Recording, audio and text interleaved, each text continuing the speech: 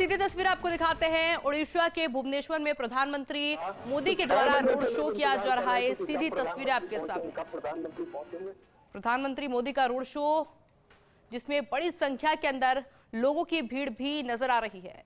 लोकसभा चुनाव का रण पूरी तरह से तैयार है। ऐसे में अपने हाथ में कमल का फूल लिए प्रधानमंत्री नरेंद्र मोदी आपको नजर आ रहे होंगे और बड़ी संख्या के अंदर लोग उनके स्वागत के लिए खड़े हैं। और आपको नजर आ रहा होगा कि लोगों ने अपने कैमरे की टॉर्च जलाई हुई है। हाथ में प्रधानमंत्री नरेंद्र मोदी के पोस्टर नजर आ रहे हैं, झंडे लोगों के हाथ में नजर आ रहे हैं और प्रधानमंत्री नरेंद्र मोदी भी कमल का फूल दिखाकर सभी का अभिवादन कर रहे हैं। और देखिए किस तरह से प्रधानमंत्री नरेंद्र मोदी का रथ धीरे धीरे आगे बढ़ रहा है और कमल का फूल आपको सभी के हाथों में नजर आ रहा होगा। भगवा झंडा आपको नजर आ रहा होगा और ये बड़ी भीड़, जिसमें महिलाएं भी हैं, पुरुष भी हैं और खास बात यह है कि छोटे बच्चों में भी प्रधानमंत्री नरेंद्र मोदी को देखने का उतना ही उत्साह देखने को मिलता है। और यही वजह है कि छोटे बच्चे भी इस तरह के रोड शो में पहुंचते हैं ताकि वे अपने देश के प्रधानमंत्री को एक बार देख सके। हालांकि सिक्योरिटी को लेकर भी तमाम इंतजाम किए गए हैं। लोकसभा चुनाव को लेकर बैक टू बैक चुनावी दौरे प्रधानमंत्री नरेंद्र मोदी के द्वारा किए जा रहे हैं। और दिल्ली के मुख्यमंत्री अरविंद केजरीवाल 39 दिन बाद तिहाड़ जेल से बाहर आ गए हैं। सुप्रीम कोर्ट ने उन्हें 1 जून तक के लिए अंतरिम जमानत दी है और साथियों ने 2 जून को हर हाल में सरेंडर करने को भी कहा गया है। रिहाई के बाद केजरीवाल ने कार्यकर्ताओं से कहा कि आपसे निवेदन है कि हमें सबको मिलकर देश को तानाशाही से बचाना है। ये तमाम बातें अरविंद केजरीवाल के द्वारा कही गई है। ऐसे में देखिए, कल सुबह कनॉट पैलेस में हनुमान जी मंदिर में मिलेंगे और इसके अलावा 1 अप्रैल तक ये जमानत दी गई है।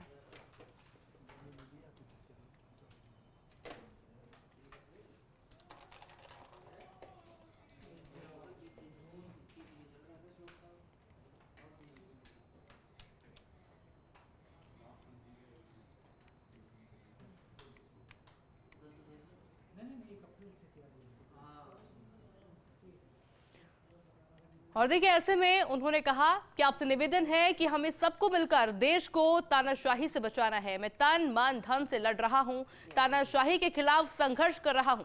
आज आपके बीच वाकई अच्छा लग रहा है। कल सुबह कनॉट पैलेस हनुमान जी के मंदिर में मिलेंगे, हनुमान जी का आशीर्वाद लेंगे। 1 बजे पार्टी ऑफिस में प्रेस कॉन्फ्रेंस की जाएगी। बता दें कि केजरीवाल दिल्ली शराब नीति मामले में 1 अप्रैल से तिहाड़ जेल में बंद थे।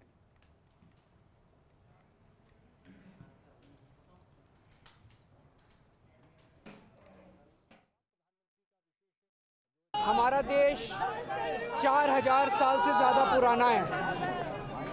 हमारा देश महान देश है, लेकिन जब जब इस देश पे किसी ने भी तानाशाही करने की कोशिश की,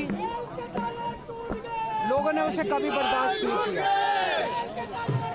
आज देश तानाशाही के दौर से गुजर रहा है। मैं तन मन धन से उसके खिलाफ संघर्ष कर रहा हूँ, पर 140 करोड़ लोगों को मिलकर इस तानाशाही को हराना होगा। मैं लोगों से अपील करता हूं कि हमें सबको मिलकर देश को बचाना है। कल सुबह 11 बजे हनुमान जी का आशीर्वाद लेने के लिए हम सब लोग हनुमान मंदिर जाएंगे कनॉट प्लेस में। मैं सभी लोगों से अपील करता हूं कि सब लोग आएं, सब लोग हनुमान जी का आशीर्वाद लेंगे। करेंगे सर कैंपेन। और 1 बजे पार्टी ऑफिस जाएंगे। पार्टी ऑफिस में प्रेस कॉन्फ्रेंस होगी और कल शायद साउथ दिल्ली में रोड शो है। उस रोड शो में पार्टिसिपेट करूंगा भगवंत मान साहब के साथ। माननीय सर्वोच्च न्यायालय द्वारा जो राहत आज श्री अरविंद केजरीवाल को मिली, हम उसका स्वागत करते हैं और उम्मीद करते हैं कि 4 जून के पश्चात प्रधानमंत्री मोदी, जो कि तब तक भूतपूर्व प्रधानमंत्री हो जाएंगे, उन्हें समय मिलेगा कि वो साबरमती आश्रम में बैठकर और थोड़ी आत्मचिंतन करें किस तरह की राजनीति वो करते हैं। हम साथ में यह भी उम्मीद करते हैं कि झारखंड के पूर्व मुख्यमंत्री श्री हेमंत सोरेन को भी शीघ्र अतिशीघ्र न्याय मिले। देखिए, आप केजरीवाल कम से कम विक्टिम कार्ड तो नहीं खेल पाएंगे। ये तो नहीं कहेंगे कि उनके साथ भेदभाव हो रहा है, वो दुर्भावना के शिकार हैं, सारी की सारी अदालतें, सारी की सारी एजेंसियां उनके खिलाफ लगी हुई हैं, तो कम से कम इससे वो बचेंगे और इज्जत करना सीखेंगे देश की जो लोकतांत्रिक प्रणाली है उसको। और दूसरी बात और ज़रूरी बात ये भी है कि उनको अंतरिम जमानत मिली है, उनको रिहाई नहीं मिली है और बाकायदा 2 जून को वापस उनको जाना पड़ेगा जेल में। तो ये भी बात बस साफ तौर से कर दी गई है। अब वो मुख्यमंत्री के तौर पर प्रचार करेंगे ये नहीं माना जा सकता है, लेकिन पता चलेगा। लेकिन प्रचार वो करेंगे तो करें, और कम से कम इसके बाद वो इस तरह के जो लाछन लगाते हैं हमारी डेमोक्रेसी पर, हमारी अदालतों पर, वो ना लगाए। लोकसभा चुनाव के बीच लगता है परेशानियां कांग्रेस के पीछे पड़ गई है। ऐसा इसलिए क्योंकि बयानवीर कांग्रेस पार्टी की फजीहत कराने पर तुले हैं। कांग्रेस ने कल ही सैम अंकल से पीछा छुड़ाया तो आज एक बार फिर से मणिशंकर अय्यर सामने आ गए हैं। मणिशंकर अय्यर के पाकिस्तान प्रेम ने बीजेपी को एक और मौका दे दिया है।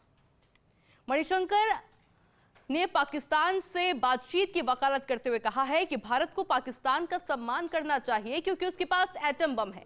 इस बयान के बाद बीजेपी कांग्रेस पर हमलावर हो गई है और उसे चुनाव के बीच कांग्रेस को घेरने का एक और मौका मिल गया है। वैसे पहला मौका नहीं है जब अय्यर ने इस तरह का बयान दिया हो जिससे कांग्रेस को फजीहत का सामना करना पड़ा हो।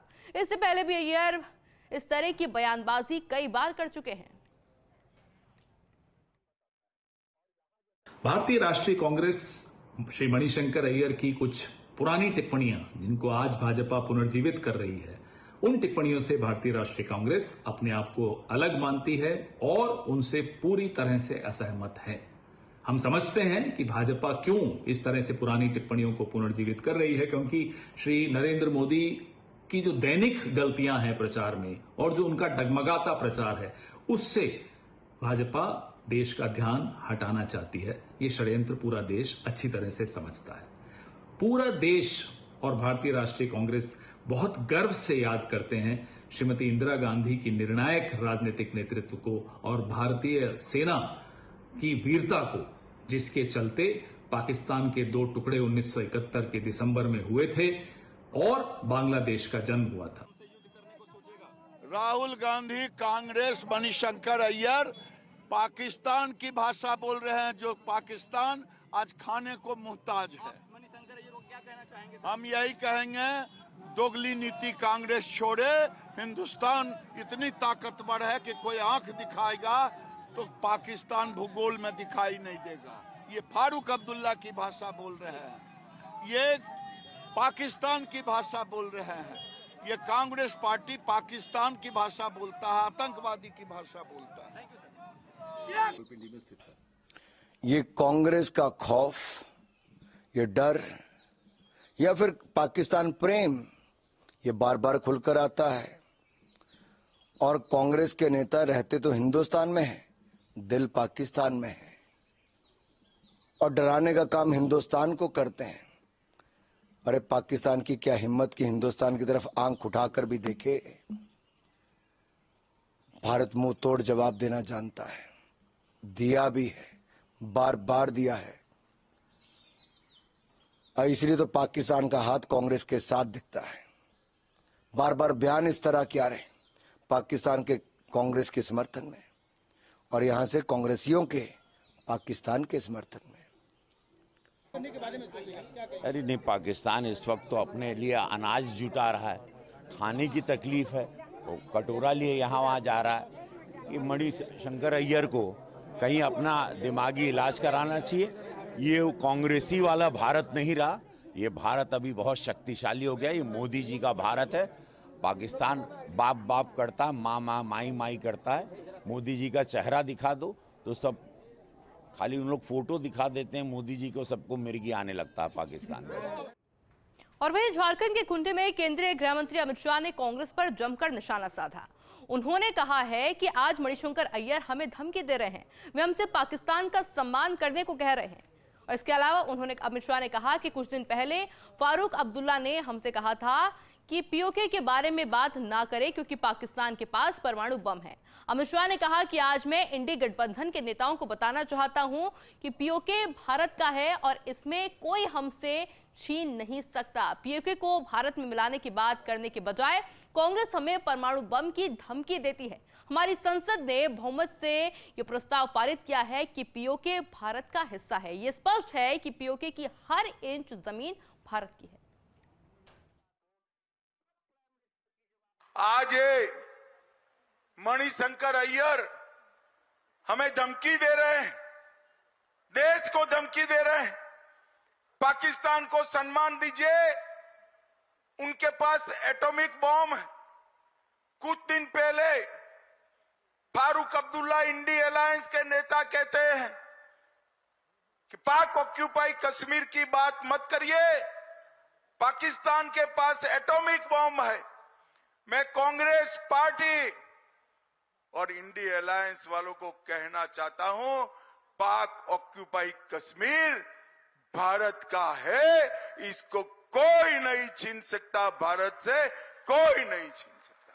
भाइयों बहनों, ये पाकिस्तान के पास से पाक ऑक्यूपाई कश्मीर लाने की जगह कांग्रेस पार्टी एटम बॉम्ब की बात कर कर भारत की जनता को डरा रही। मुझे मालूम नहीं है ये कांग्रेस पार्टी को क्या हो गया है।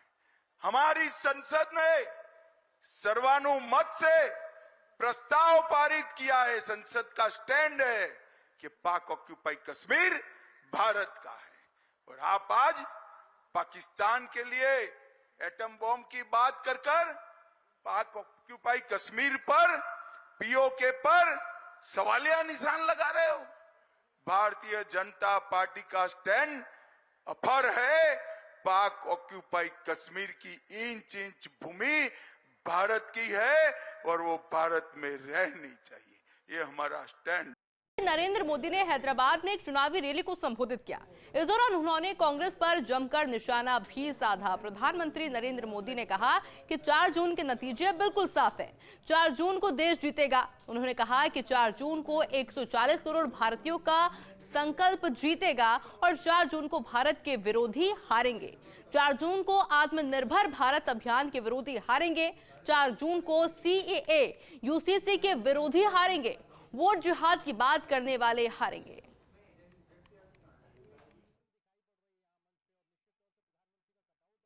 तेलंगाना कह रहा है कांग्रेस नक्को,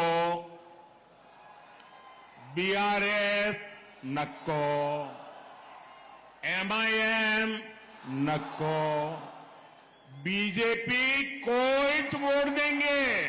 4 जून के नतीजे अब बिल्कुल स्पष्ट है। 4 जून को देश जीतेगा।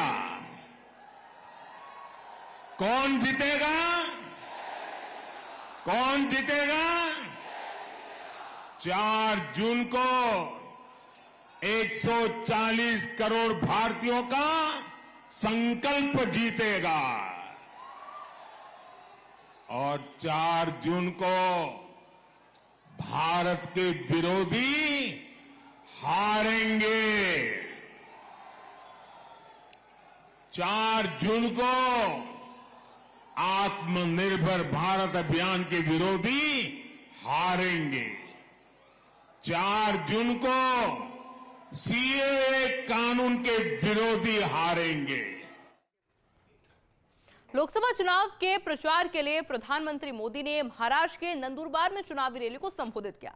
इस दौरान उन्होंने कहा कि नकली शिवसेना वाले मुझे जिंदा गाड़ने की बात कर रहे हैं। एक तरफ कांग्रेस है जो कहती है कि मोदी तेरी कब्र खुदेगी, दूसरी तरफ नकली शिवसेना मुझे जिंदा गाड़ने की बात करती है। मुझे गाली देते हुए भी ये लोग तुष्टीकरण का पूरा ध्यान रखते हैं। इसके अलावा मोदी ने आरक्षण के मुद्दे पर भी चर्चा की। उन्होंने कहा कि मैं 17 दिन से कांग्रेस को चुनौती दे रहा हूं। मैंने कांग्रेस से कहा कि वो लिखकर बताएं कि वो SC, ST और OBC के आरक्षण के टुकड़े नहीं करेंगे और ना ही मुसलमानों में बांटेंगे। मेरे सवाल का कांग्रेस ने अब तक जवाब नहीं दिया। इसका मतलब कांग्रेस का हिडन एजेंडा आपका हक लूटना है। मेरे इस चैलेंज पर कांग्रेस की चुप्पी का मतलब दाल में जरूर कुछ काला है। सिकल सेल एनीमिया के लिए मैं काम कर रहा हूं ना, वो चुनाव के लिए नहीं कर रहा हूं। आने वाली आपकी अनेकों पीढ़ियों के लिए मैं लगा हुआ हूं, ताकि उनको वो ऐसी बीमारी ना आए। कोई गरीब कुपोषण का शिकार ना हो, हमने इसकी भी चिंता की। आज नंदुरबार से के 12 लाख से ज्यादा लोगों को मुफ्त राशन मिल रहा है। साथियों, कांग्रेस जानती है कि वो विकास में मोदी का मुकाबला कर ही नहीं सकते, और इसलिए वो इस चुनाव में झूठ की फैक्ट्री खोल के बैठ गए हैं, झूठ फैलाकर वोट लेना चाहते हैं। कभी आरक्षण को लेकर झूठ, कभी संविधान को लेकर झूठ, और इन्होंने पूरा इकोसिस्टम ऐसी अफवाहें फैलाने के लिए 24 घंटे लगा के रखा है। साथियों, आरक्षण पर कांग्रेस का हाल चोर मचाए शोर। उपराष्ट्रपति जगदीप धनखड़ परिवार सहित अयोध्या पहुंचे। उपराष्ट्रपति ने रामलला के दरबार में नवाया शीश और श्री राम रामलला के दर्शन भी किए। हनुमानगढ़ में बजरंग बली के भी दर्शन किए गए। सपरिवार सरयू की आरती में भी उपराष्ट्रपति शामिल हुए। ये 2 तस्वीरें हम आपको दिखा रहे हैं, जहां उपराष्ट्रपति जगदीप धनखड़ आपको परिवार के साथ पूजा अर्चना करते।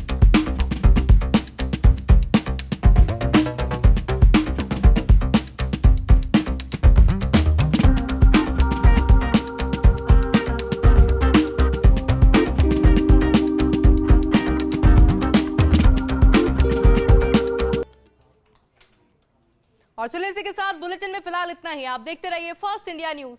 नमस्कार।